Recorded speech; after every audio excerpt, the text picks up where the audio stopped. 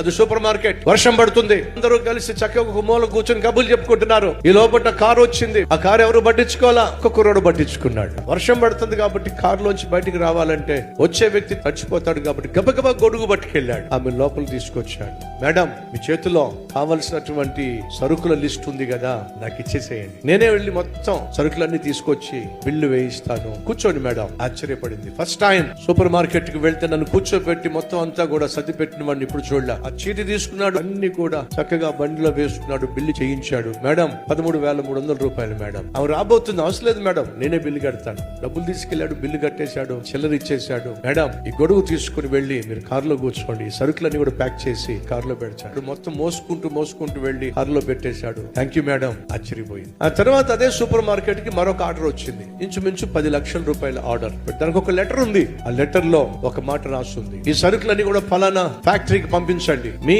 Shop లో పనిచేస్తున్నటువంటి రమేష్ అనేటటువంటి ఆ వ్యక్తితో మాత్రమే పంపించండి. అంతేకాదు ఆ కుర్రవాడిని ఇక మీదట నా కంపెనీలో నేను జాయిన్ చేయించుకుంటాను. అతను నా దగ్గరే పనిచేస్తాడు. మీకు ఇష్టమైతేనే నా సరుకులు పంపించండి, లేకపోతే మీ సరుకులు అవసరం లేదు. 10 లక్షల రూపాయల ఆర్డర్ ని ఈ 10,000 రూపాయల కుర్రోడు కోసం ఎందుకు పోగొట్టుకుంటానని చెప్పేసి వెంటనే సరుకులన్నీ ప్యాక్ చేయించేశాడు. ట్రక్ తెప్పించేశాడు. సరుకులన్నీ ఆ కుర్రోడిని ఇచ్చి సప్లై చేసి పంపించేశాడు. ఇచ్చిన అడ్రస్ అంతా వెతుక్కుంటూ వెళ్ళాడు. మేడం పేరు ఉంది. ఆ మేడం చూడడానికి వెళ్తే ఆ మేడం ఎవరో కాదు, ఆ ఫ్యాక్టరీ మొత్తం.